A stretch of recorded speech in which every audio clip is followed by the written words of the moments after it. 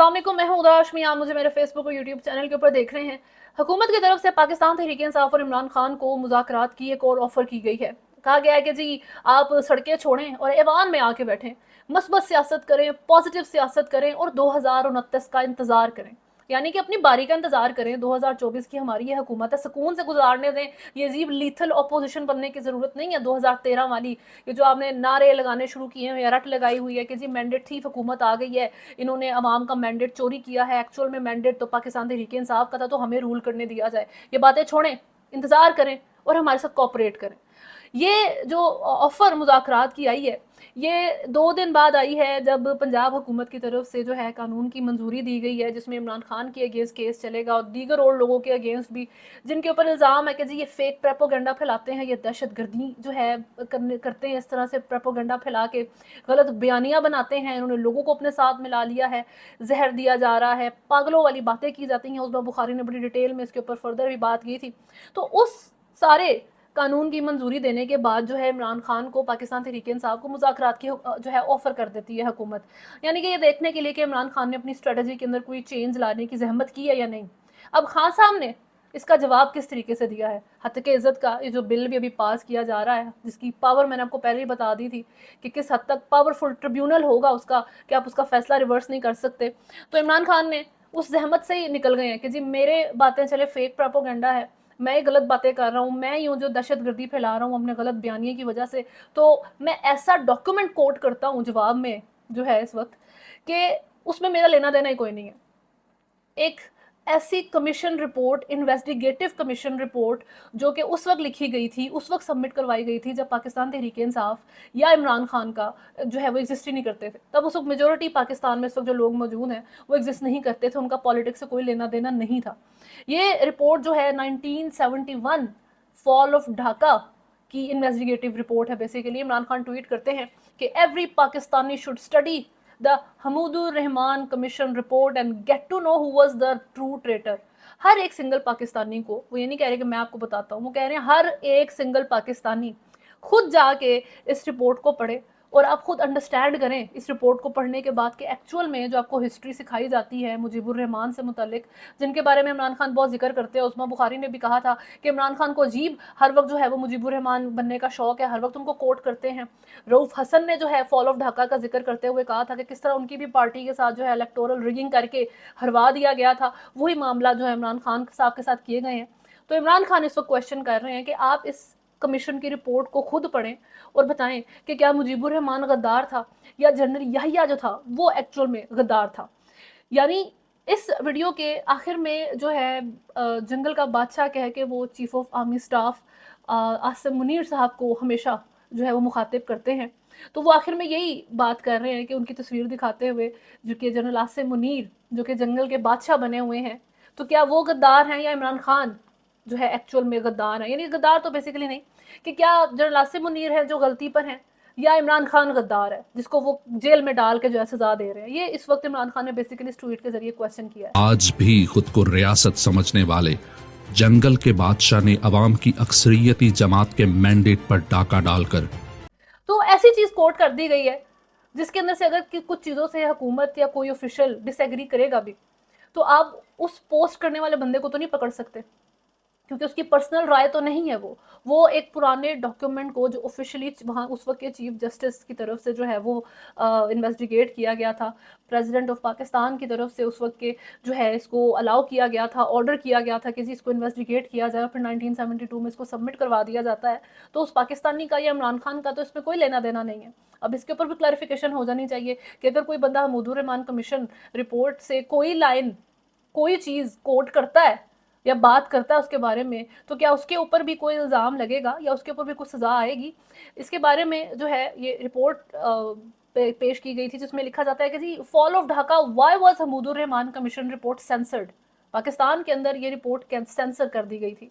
12 copies में से जो 11 कॉपीज़ थी वो डिस्ट्रॉय कर दी गई थी।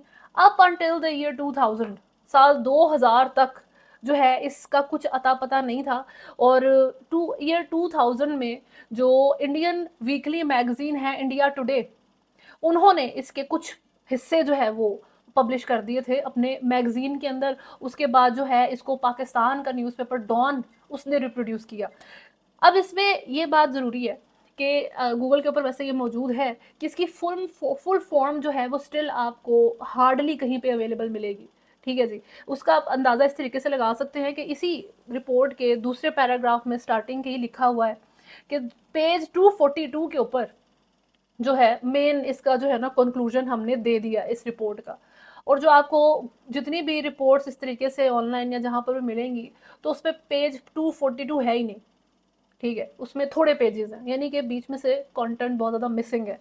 जो मिसिंग कंटेंट, जो एग्जिस्टिंग कंटेंट भी है, वो भी बातें अगर आप जो है वो कोट करना शुरू करें और पढ़ना शुरू करें तो आपको बहुत अच्छे तरीके से आइडिया होगा कि किस हद तक जो है उस वक्त मामलात ख़राब थे।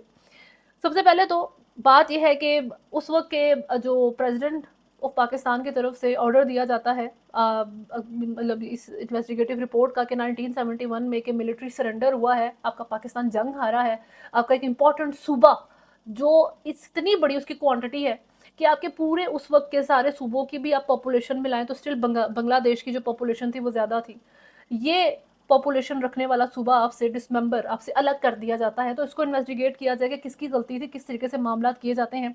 2013 टोटल विटनेसेस की रिपोर्ट जो है इस कमीशन में जो है उसको मद्देनज़र रखा गया था।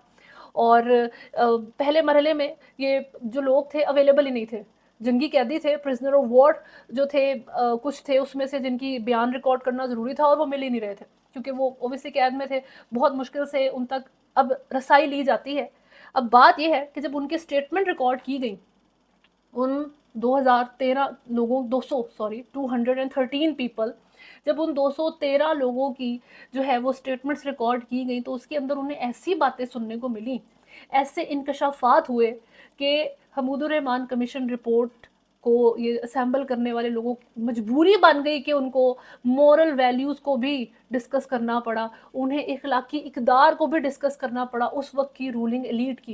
यानी कि उस वक्त की करप्शन आपकी जो है हर लिहाज से जो है आप बिजनेसेस कर रहे हैं, हर तरीके से जो है आपकी पावर चल रही है, आपको कोई पूछने वाला नहीं है और आपकी मोरल वैल्यूज़ हद से ज़्यादा गिर चुकी हैं, उनको भी मद्देनज़र रखना पड़ा। 72 जो है लोगों के अगेंस्ट एविडेंस रिकॉर्ड किया गया था, जिसमें जो है लेफ्टिनेंट जनरल AAK नियाज़ी साहब जो है उनका बहुत जिक्र है, उनके बारे में हर तरह की जो है वो इंकशाफ हुआ, हर तरह का गलत इंकशाफ इनसे मुतल्लिक किया गया था और बहुत डिटेल में। और इस रिपोर्ट में ये चीज़ भी मेंशन की गई थी कि सिंस जिन लोगों से मुतल्लिक हमें एविडेंस मिला है, जिन लोगों से मुतल्लिक हम प्रूफ करके बता रहे हैं कि ये लोग किस हद तक गलत कामों में इन्वॉल्व थे, चाहे वो करप्शन हो, चाहे वो इखलाकी इक़दार से गिरी हुई हरकतें हों, हर तरह की, चाहे वो लोगों को डराना धमकाना हो, तो इस तरह की हर चीज़ जो है उसमें इन्वॉल्व ये लोग थे। और ये इतने कुछ जो है इम्पॉर्टेंट फिगर्स हैं, कुछ इतने मेन फिगर्स हैं कि हमें एक तो इसके अंदर जो है ये गुंजाइश भी रखनी पड़ी कि हम दूसरों को भी जो है अपनी सफाई देने का मौका दें, और दूसरा इस इन्वेस्टिगेटिव रिपोर्ट के अंदर इतनी गुंजाइश भी रखी गई है कि इसके अंदर मॉडिफिकेशन की जा सके, क्योंकि वो इतने कुछ जो है प्रोमिनेंट एलीट फिगर्स जो हैं उनके अगेंस्ट डाटा जो है उसके अंदर इनको मिला था। तो बहरहाल इमरान खान जो है अपनी इस वीडियो के अंदर बहुत डिटेल में मेंशन करते हैं कि किस तरीके से आवाम को ट्रीट किया गया था, किस तरीके से ये जो एलीट के लोग थे वो किस तरह के कामों में मुलविस थे। इसमें एक सीधे सीधे पॉइंट जो है इमरान खान ने उस वीडियो के अंदर जो उन्होंने पोस्ट किया अपने ट्विटर पे उसमें मेंशन किए हैं। एक पॉइंट कहते हैं जी कि सकूत ढाका और हमारी तारीख के तल्ख हकाइक में से कमीशन का तीसरा हिस्सा पाक फौज की सीनियर क़यादत की बुज़दिली, उनके नाक़िस हिकमत अमली और गलत फैसलों की वजह से सकूत ढाका की वजह बनने वाले अमामिल पे रोशनी डालते हुए उनका कोर्ट मार्शल का मुतालबा करता है। इस कमीशन के अंदर मेंशन है ये पॉइंट्स, और साथ साथ इसके इसमें ये मेंशन है कि किस तरीके से कुछ बहुत इंटेलेक्चुअल जो लोग थे उस वक्त, जो इंडस्ट्रियलिस्ट थे, यानी कि जो सनतकार होते हैं जिन्होंने मुल्क में जो है आपके सरमायाकारी करनी होती है, इकोनॉमी स्टेबल रखने में जो काम करते हैं, या फिर जो इंटेलेक्चुअल लोग होते हैं जो कि मुल्क को चलाने में हेल्प करते हैं, उनका जानबूझ से कत्ल किया गया था ताकि ये रेजिस्ट ना कर सकें, ताकि कोई रेजिस्टेंस ही फेस ना करनी पड़े, ताकि कोई रेवोल्यूशन ना मुल्क के अंदर आ सके। ये मामला चले थे। अस्करी क़यादत ने मशरकी पाकिस्तान में आतिशज़नी, दानिश्वर और पेशेवर अफराद का कत्लेआम, बगावत को रोकने का बहाना बनाकर ईस्ट बंगाल रेजिमेंट के अफसरान का कत्लेआम, बिजनेसमैन और इंडस्ट्रियलिस्ट का कत्लेआम। इन तमाम मामलात को विटनेस करने के लिए शायद हम उस वक्त मौजूद नहीं थे, लेकिन अगर आप करंट पाकिस्तान की रूलिंग एलीट को ज़रा ऑब्ज़र्व करें, उनका जायज़ा लेना शुरू करें, तो आपको सच में जो है ये फ़ील होगा कि शायद सभी इंटेलेक्चुअल लोगों को और जो लॉयल मुहिब्बे वतन इंडस्ट्रियलिस्ट थे उनको एलिमिनेट कर दिया गया था, उन्हें सच में एग्जीक्यूट कर दिया गया था। क्योंकि अभी आपको अपने सियासी विंग के अंदर स्पेशली जो है सिवाय नाअहली के, इनकॉम्पिटेंसी के और इंसेंटिव्स के पीछे भागने के कुछ नज़र नहीं आएगा। अभी और जो आपने इन्वेस्टमेंट करनी है तो इन्वेस्टमेंट भी आपने अपने फ़ायदे के लिए करनी है, मुल्क का फ़ायदा बाद में, पर्सनल फ़ायदा पहले। दुबई में प्रॉपर्टी ख़रीद लेते हैं जाके जी। और आपके ही एक वज़ीर ने इसका ये जवाब दिया था कि मैं बिजनेसमैन हूँ, मुझे जहाँ फ़ायदा नज़र आएगा मैं वहाँ इन्वेस्ट करूँगा। ठीक है जी, इसका ज़रूरी ये थोड़ी है कि मैं अब गलत हरकत ही कर रहा हूँ अगर मैं इन्वेस्ट कर रहा हूँ। और अनफॉर्चुनेटली ये जो पाकिस्तान के जितने भी बिजनेसमैन हैं, इनको पाकिस्तान के बाहर की जगह ही नज़र आती है इन्वेस्ट करने के लिए, बजाय इसके कि जहाँ पे आप रूल कर रहे हैं, जो आपकी जिम्मेदारी है कि आप पाकिस्तान को एक ऐसा मुल्क बनाएं कि वहाँ आपको इन्वेस्टमेंट सिक्योर हो, आपको बेनिफिट मिले, ताकि आप खुद भी इन्वेस्ट करने का वहाँ पर आपका दिल करे और बाहर से और लोग आके भी इन्वेस्ट करें। लेकिन नहीं, इस तरीके के मामला नहीं चलाते गए। तो बहरहाल बात इमरान खान की ट्वीट की हो रही है कि इस तरीके की बात करना, और ये पहली दफ़ा नहीं है, लेकिन इतना खुल के इस तरीके से जिक्र करना, क्या ये एक खुला ऐलान जंग है उनकी तरफ से कि डू व्हाट यू कैन की तरफ ये सूरत हाल को लेके जा रहे हैं? क्योंकि हुकूमत तो बैक ऑफ नहीं कर रही। हुकूमत तो ये मुज़ाकरात की भी जो उन्होंने ऑफ़र दी है, ये बिल्कुल उसी तरह की ऑफ़र थी जैसे इमरान खान ने हुकूमत को दी थी कि जी PMLN और पीपल्स पार्टी से मुज़ाकरात तब करूँगा जब ये इस्तीफ़ा दें और घर जाएँ और एडमिट करें कि मैंडेट इनका नहीं था, ये मैंडेट थीफ है और हुकूमत इमरान खान की बनी थी। तो ये बिल्कुल इम्पॉसिबल सी बात है हुकूमत के लिए ऐसी जो है वो एक कंडीशन को एक्सेप्ट करना, ऐसी शर्त को एक्सेप्ट करना। इमरान खान को ये जो हुकूमत की तरफ से शर्त रखी गई है कि आप ईवान में आके सुकून से बैठें और 2029 तक का सुकून से इंतज़ार करें, ये उनके लिए भी अनएक्सेप्टेबल है। वो तो नहीं मानेंगे इस चीज़ को। तो ना हुकूमत बैक ऑफ कर रही है, ना इमरान खान बैक ऑफ कर रहे हैं, कोई भी साइड बेसिकली बैक ऑफ नहीं कर रही। तो इसका एंड रिज़ल्ट क्या निकलेगा, इंपॉर्टेंट क्वेश्चन ये है। बांग्लादेश को कोट किया जा रहा है अब जिस तरीके से। पाकिस्तान की हिस्ट्री का आप एक सियासतदान बता दें जिसने इसके ऊपर डिटेल में आज तक बात की हो। हाँ जी, एक जनरल का नाम जो है वो ख्वाजा आसिफ साहब की तरफ से लिया गया था और वो थे जी अयूब खान साहब। और वो भी सिर्फ इसलिए लिया था उन्होंने क्योंकि उमर अयूब के वो ग्रैंडफादर हैं। उमर अयूब जो कि इमरान खान के, पाकिस्तान तहरीक-ए-इंसाफ के अपोजिशन के जो है वो लीडर हैं। तो इस वजह से उन्होंने सिर्फ उनको छेड़ने के लिए एक पॉलिटिकल राइवलरी है और उस चीज़ को जो है वो एक स्टेटमेंट उनके रिप्लाई करने के लिए उन्होंने अयूब खान का जिक्र कर दिया कि इनको कब्र से निकाल के जो है वो फांसी देनी चाहिए। बस अगर उमर अयूब का कोई ताल्लुक ना होता अयूब खान से तो फिर तो बिल्कुल भी ख्वाजा आसिफ की तरफ से या किसी भी पॉलिटिकल बंदे की तरफ से आपके जो है किसी जनरल का नाम नहीं लिया जाता। ठीक है, ऐसा ही होता है हमेशा से। तो ये मामला हैं। तो क्या इसको पाकिस्तान तहरीक-ए-इंसाफ खुला ऐलान जंग कर रही है? PTI की तरफ से जो है बहुत से खदशात का इजहार किया जा रहा है कि इमरान खान से मिलने नहीं दिया जा रहा, इमरान खान की जान को ख़तरा है। अभी ये मामला जो है उनके कत्ल की तरफ जाते हुए नज़र आ रहे हैं और Imran Khan is playing with fire. But question ये है कि क्या दूसरी साइड हुकूमत भी फायर के साथ ही खेल रही है? क्योंकि इमरान खान इस वक्त फुल डिफेंसिव मोड के ऊपर जो थे वो पहले अगर खेलते रहे, लेकिन अभी वो ऑफेंसिव मोड के ऊपर कि ठीक है जो करना है कर लो। जो सिंगल एक पॉइंट मेरे पास मौजूद है मैं उसको ज़रूर मेंशन करूँगा and I am not scared of anyone. ये इस तरह का डॉक्यूमेंट है, इसको मेंशन करना इस तरीके से ये बहुत इंपॉर्टेंट चीज़ है, ये एक बहुत इंपॉर्टेंट अपडेट है।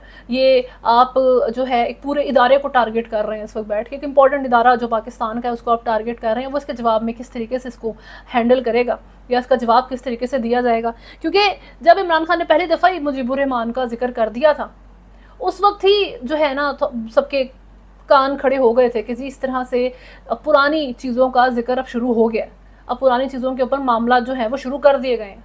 ठीक है, ये मामला हैं इमरान खान के साथ किस तरीके से अब सारी जो है वो सिचुएशन जाएगी। 29 मई का दिन इंपॉर्टेंट है क्योंकि उस दिन इद्दत के केस का फैसला है। उसके बाद जी आपके जो इस्लामाबाद हाई कोर्ट में आप पोइट अहमद फरहाद का केस चल रहा है। जस्टिस अख्तर कियानी जो है उसकी हेयरिंग कर रहे हैं और जिस तरीके से उनकी तरफ से भी इंटेलिजेंस को जो है वहाँ पे बुलाया गया है उनका बजट डिस्कस करने के लिए और उनकी मैनूवरिंग डिस्कस करने के लिए, ये बहुत इंपॉर्टेंट चीज़ें हैं। 30 मई को इमरान खान ने जो है वो पेश होना है सुप्रीम कोर्ट में। चीफ जस्टिस ऑफ पाकिस्तान काजी फायज़ ईसा की सुप्रीम कोर्ट में नायब तरामीम केस के अंदर ज़ाती हैसियत में पेश होने की रिक्वेस्ट की है, बट पॉसिबिलिटी होती है या नहीं तो लेट्स सी व्हाट हैपन्स। लेकिन बहरहाल बात वहीं आ जाती है कि कोई भी साइड बैक ऑफ नहीं कर रही।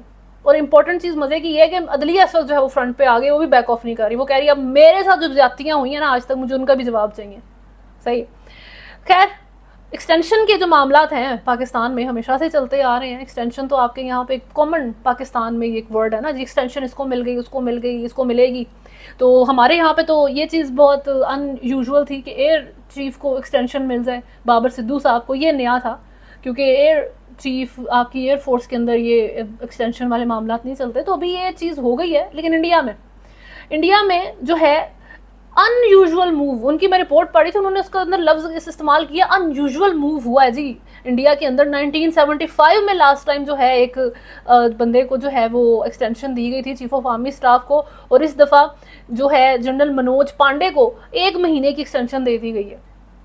ठीक है, तो ये बड़ी उनके लिए हैरानकुन बात है और बहुत उनके लिए सरप्राइजिंग बात है कि what has happened, this has never happened before with us. एक दफ़ा ही हुआ है बाकी हमारी तो पूरी तारीख के अंदर। 1975 में इंदिरा गांधी ने जो है वो एक बंदे को, एक उस वक्त चीफ ऑफ आर्मी स्टाफ को 1 साल की जो है जी बिवूर उनका नाम था, तो उनको 1 साल की एक्सटेंशन दी थी। और उसके बाद अब जाके 2024 में मोदी साहब जो हैं वो 1 महीने की एक्सटेंशन दे गए हैं chief of army staff general Manoj Pande साहब को।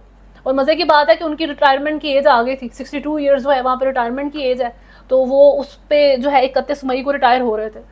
उस चीज़ को भी इग्नोर करते हुए जो है उनको एक्सटेंशन दे दी गई है कि कोई बात नहीं। तो पाकिस्तान में जो है आप टेंशन ना लें। अभी बात हो रही थी काजी फायज़ ईसा साहब की एक्सटेंशन से मुतल्लिक कि वो तो अपनी जो है रिटायरमेंट की एज को पास कर जाएंगे, तो तब क्या करेंगे, तब अमेंडमेंट की जाएगी आपके लॉ के अंदर, आपके कॉन्स्टिट्यूशन के अंदर, फिर जाके जो है उनको एक्सटेंशन दी जाएगी। तो इंडिया जो है ना, इंडिया को आपके कहना, हमें पाकिस्तान वालों को कहना चाहिए कि जी वेलकम टू द क्लब।